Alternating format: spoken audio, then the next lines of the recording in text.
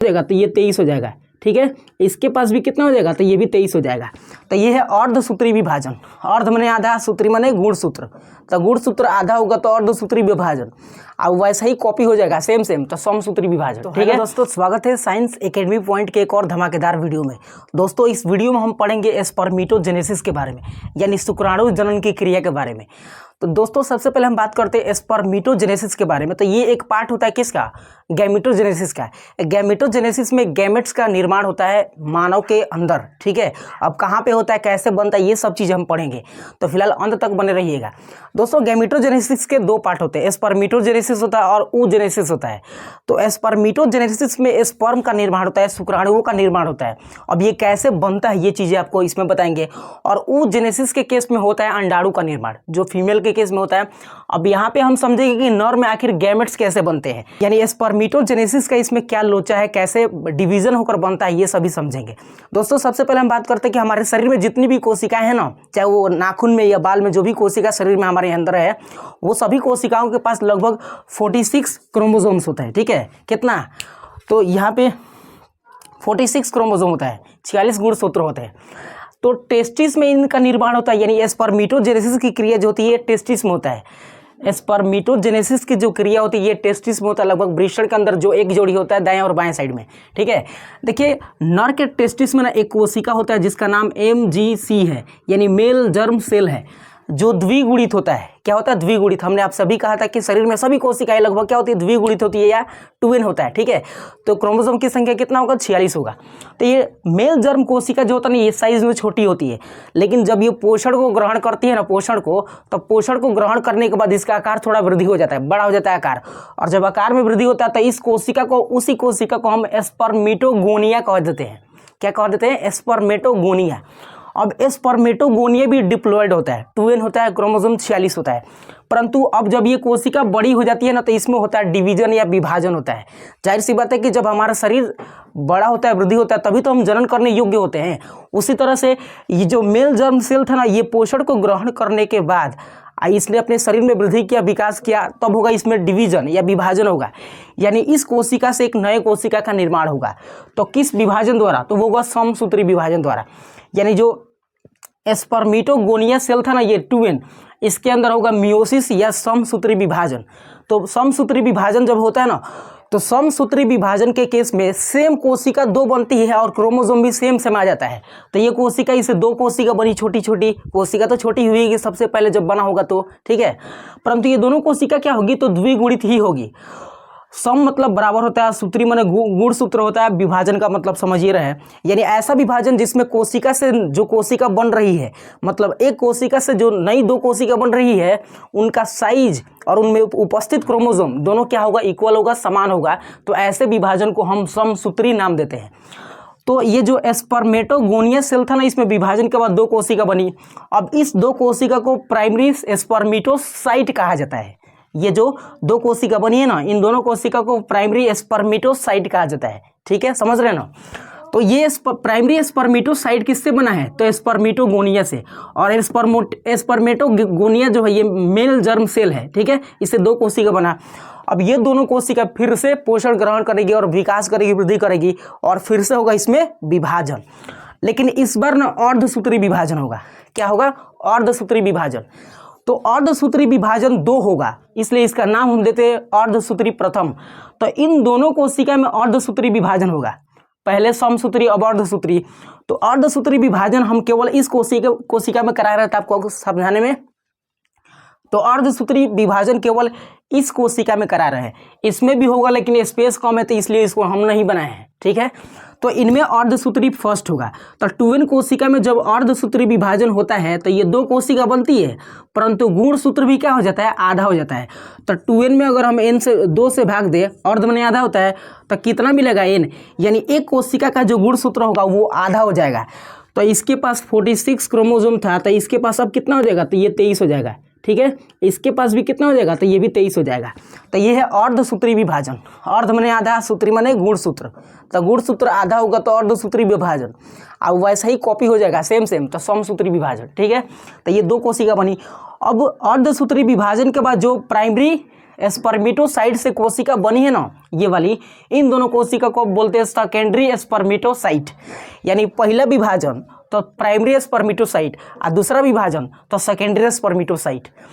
तो दोनों primary spermatocyte से कितनी कोशिकाएं बनेगी सेकेंडरी स्पर्मेटोसाइट? तो 4 गो बनेगी, क्योंकि एगो से 2 गो तो 2 गो से 4 गो बनेगा। ठीक है, अब ये चारों कोशिका जो होती है ना, इनमें फिर से क्या होगा, पोषण ग्रहण करेगी, फिर से होगा विभाजन, डिवीजन। ठीक है, और डिवीजन होगा ना, तो अब इस बार फिर से अर्धसूत्री द्वितीय होगा। हमने आपसे कहा था कि 2 बार अर्धसूत्री होगा। तो पहला अर्धसूत्री हुआ तो इसमें 2 कोशिका बनी एगो से। अब दूसरा जो अर्धसूत्री विभाजन होगा तो ये जो सेकेंडरी स्पर्मेटोसाइट है ना, इसमें विभाजन होगा तो 1 से 4 बनेगा, तो 2 गो से 8 गो बनेगा ना जी। यहाँ पे 1 से 2 बन रहा है तो 2 गो से 4 गो। फिर इधर भी जो कोशिका बन रही थी उससे भी कितना बनेगा, 4 गो। ठीक है, तो टोटल कोशिकाओं की संख्या इससे 8 हो जाएगी। तो दूसरा बार जो अर्धसूत्री विभाजन हुआ ना, इससे जो 8 कोशिकाएं बनी थी उन कोशिकाओं को स्पर्मेटिड कहा जाता है। 8 गो कोशिका को जो दूसरा बार विभाजन हुआ था ना, उन्हीं 8 कोशिकाओं को स्पर्मेटिड कहा जाता है। ठीक है, अब स्पर्मेटिड जो होता है ना, ये लगभग गोल साइज में आ जाता है। ठीक है, अब विभाजन की क्रिया यहाँ नहीं होती है। ठीक है, अब ये जो यहाँ पे स्पर्मेटिड कोशिका है ना, इसमें छोटे छोटे पूंछ लग जाते हैं। क्या लग जाते हैं? पूंछ। छोटे छोटे जब पूंछ लग जाते हैं ना, तो इस तरह की कोशिका को स्पर्मेटोजोआ कहा जाता है। और यही परिपक्व होकर बन जाते हैं क्या चीज़, ऐसे शुक्राणु। देखिए, शुक्राणु के पास इतनी कैपेबिलिटी है कि एक मादा के शरीर में पूरा चेंज कर देता है, पूरा उसका सिस्टम में बदल देता है। समझ रहे हैं? उनमें एक शिशु का निर्माण करने लगता है। ये केवल क्षमता किसके पास है? तो ये स्पर्म के पास है, नर के पास है। ठीक है, अब समझते हैं कि स्पर्म के अंदर आखिर कौन कौन से ऐसे भाग होते हैं जो बहुत ही महत्वपूर्ण योगदान देते हैं स्पर्म को आगे ट्रांसफर होने में। ठीक है, तो ये स्पर्म है, इसके कुछ हेड पार्ट है, मिडिल पार्ट है, नेक और पूंछ है। क्या क्या इनमें इनका फंक्शन होता है, कैसे स्ट्रक्चर होता है, वो समझ लेते हैं। अब देखिए, ये स्पर्म का हेड है और ऐसी संरचना लगभग इस सभी स्पर्म के पास होगा। ठीक है, यहाँ पे देखिएगा, इस हेड में 2 स्ट्रक्चर, सबसे पहला एक्रोसोम है, दूसरा न्यूक्लियस है।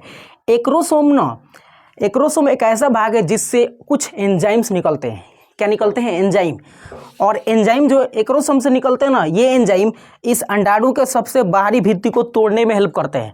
मतलब अगर एक्रोसोम से एंजाइम नहीं निकलना तो इस अंडाणु के बाहरी भित्ति को तोड़ नहीं सकते हैं। तो ये अंडाणु के बाहरी भित्ति को तोड़ने के लिए एक्रोसोम से एंजाइम का निकलना बहुत ज़रूरी होता है। इसका काम यही पार्ट्स है। अब इसमें एंजाइम की बात करते हैं, एंजाइम में होता है, उन एंजाइम में मुख्य रूप से होता है कोरोना पेनिट्रेटिंग एंजाइम, या हाइलोयूरिनिडेज होता है, या कोरोना लाइजिंग होता है। यही एंजाइम ये अंडाणु के बाहरी भित्ति यानी कोरोना रेडियोटा और जोना पैलोसिडा की लेयर को भेद देते हैं, तोड़ देते हैं, तभी अंदर प्रवेश करते हैं ये शुक्राणु। तो ये होता है न्यूक्लियस। इसका केंद्रक जो होता है ये हेप्लॉइड होता है। क्या होता है? हेप्लॉइड होता है। यानी ये हेप्लॉइड होने का मतलब है कि इसके अंदर गुणसूत्रों की संख्या कितनी होगी? कितनी होगी गुणसूत्रों की संख्या? तो 23 होगा। इसमें ना 46 था, लेकिन विभाजन हुआ अर्धसूत्री तक, कितना हो जाएगा? 23। और 23 मादा के अंडाणु लेके आएगा, तब मिलकर दोनों कितना हो जाएगा? 46। तो इससे जो जीव बनेगा उससे कितने क्रोमोसोम? 46 हो जाएगा। यानी इसके हेड में 2 चीज़, एक्रोसोम और न्यूक्लियस था। न्यूक्लियस के अंदर जो क्रोमोसोम थे वो 23 थे, ये हेप्लॉइड थे। और इसके अग्रभाग में क्या था? एक्रोसोम, जिससे कुछ एंजाइम निकल रहे थे। तो हेड का इतना सा संरचना था। उसके बाद एक पतली सी संरचना आपको दिख रही होगी यहाँ पर, जो हेड और इसके बाकी सभी पार्ट से जुड़े हुए हैं। इस पतले भाग को नेक या गर्दन कहा जाता है। गर्दन जो होता है ये सिर को और धड़ को जोड़ने का काम करता है। ठीक है ना, ये पतली सी संरचना है। इसके बाद ये दिख रहे हैं, ये पूरा इसका क्या है? मिडल पेस है, यहाँ तक लगभग। ठीक है, यहाँ तक इसका क्या है? मिडिल भाग है, यानी मध्य भाग है। तो मध्य भाग किसको जोड़ता है? पूंछ और पूरे इसके शरीर सिर को और गर्दन को जोड़ने का काम करता है। लेकिन मध्य भाग में एक सबसे महत्वपूर्ण भाग होता है जो इसके लिए जरूरी है। अगर वो भाग नहीं रहेगा ना तो ये गति करना भूल जाएगा स्पर्म। तो उसका नाम है क्या चीज़? तो माइटोकॉन्ड्रिया नाम है उसका। नाम क्या है? माइटोकॉन्ड्रिया। ठीक है, माइटोकॉन्ड्रिया, या इसको हिंदी में कहा जाता है सूत्रकड़ी का। माइटोकॉन्ड्रिया भली भांति जानते हैं, इसका काम है ऊर्जा देना। ठीक है, यानी शरीर में जितना भी ऊर्जा का प्रोडक्शन होता है ये सब किसके पास होता है? तो माइटोकॉन्ड्रिया के पास होता है। तो सोचिए, जब स्पर्म गति कर रहा होगा ना गर्भाशय के अंदर, तो गति करने के लिए एनर्जी चाहिए ना, तो एनर्जी कौन देता है? तो माइटोकॉन्ड्रिया देता है। तो यदि माइटोकॉन्ड्रिया टूट जाए, खत्म हो जाए, तो ये गति नहीं कर पाएगा, इसकी गाड़ी आगे नहीं बढ़ेगी, खत्म हो जाएगा, नष्ट हो जाएगा वहीं पे। तो माइटोकॉन्ड्रिया मिडिल पास में होता है, मिडिल पीस में होता है, पास में नहीं, मिडिल पीस में होता है, जो इस स्पर्म को या बाकी जितने स्पर्म होते हैं उन सबको ऊर्जा देता है। तो एक स्पर्म के पास एक माइटोकॉन्ड्रिया होता है, समझ रहे हैं, ये याद रखिएगा। इन्हें कि एक माइटोकॉन्ड्रिया सभी स्पर्म को ऊर्जा देगा, नहीं, ठीक है। अब इसके बाद जस्ट ये सबसे लास्ट वाला पार्ट होता है जिसका नाम है पूंछ। पूंछ उसको गति करने में हेल्प करता है। ये एक फ्लैजिलेटेड संरचना है जो हर स्पर्म के पास होता है और ये उसको गति करने में हेल्प करता है ताकि वो आसानी से आगे बढ़ जाए, समझ रहे हैं। तो ये था उसका पूरा स्ट्रक्चर जहाँ से स्पर्मेटोजेनेसिस का क्रिया हमने आपको समझाया। इसमें हमने बताया था कि वृषण के अंदर मेल जर्म सेल होता है जो डिप्लॉयड या द्विगुणित होता है, जिसमें 46 क्रोमोसोम होते हैं। ये कोशिका जब आकार में वृद्धि करती है पोषण ग्रहण करने के बाद, तो इस कोशिका को स्पर्मेटोगोनिया कहा जाता है। अब ये भी डिप्लॉयड या ट्विन होता है जिसमें गुणसूत्र 46 संख्या में होता है, ठीक है। अब इस स्पर्मेटोगोनिया में होता है समसूत्री विभाजन जिससे दो कोशिकाएं बनती है, ठीक है। इन दोनों कोशिकाओं को प्राइमरी स्पर्मेटोसाइट कहा जाता है, ठीक है। यह भी पोषण ग्रहण करती है, जो द्विगुणित है, पोषण ग्रहण करती है। ग्रहण करने के बाद इनमें होता है अर्धसूत्री प्रथम। तो अर्धसूत्री प्रथम के बाद इन दोनों कोशिकाओं से दो कोशिका और बनती है, 4। तो दुगो इससे बनेगा। हम केवल इसी के फंक्शन को समझ लेंगे तो बाकी इसमें सेम ऐसे ही है, ठीक है। तो ये जो कोशिका अर्धसूत्री प्रथम के बाद बनी है, इस दोनों कोशिकाओं को या जितनी कोशिका बनेगी उनको सेकेंडरी स्पर्मेटोसाइट कहा जाता है, ठीक है। ये फिर वैसे ही अब इस बार ये अगुणित हो जाती है, मतलब इसमें गुणसूत्र की संख्या कितना हो जाता है, तो 23 हो जाता है, क्योंकि अर्धसूत्री विभाजन हुआ था। अब फिर ये कोशिका जो अर्धसूत्री सेकेंडरी स्पर्मेटोसाइट है, ये पोषण ग्रहण करेगी, वृद्धि करेगी, आकार में बड़ी होगी, फिर इसमें होगा विभाजन कौन, तो अर्धसूत्री द्वितीय। अर्धसूत्री द्वितीय में फिर विभाजन होने के बाद ये कोशिका की संख्या बढ़ेगी। तो अब ये कोशिका को हम बोलते हैं स्पर्मेटिड, ठीक है। क्या बोलते हैं, स्पर्मेटिड। और स्पर्मेटिड कोशिका के नीचे कुछ पूंछ जैसी संरचना आ जाते हैं जिसको स्पर्मेटोजोआ कहा जाता है। और स्पर्मेटोजोआ जब विकास करते हैं तो स्पर्म बनते कुछ इस तरह से। तो आई होप आप स्पर्मेटोजेनेसिस की क्रिया को समझ पाए होंगे। नेक्स्ट वीडियो में आपको बताएंगे oogenesis की क्रिया।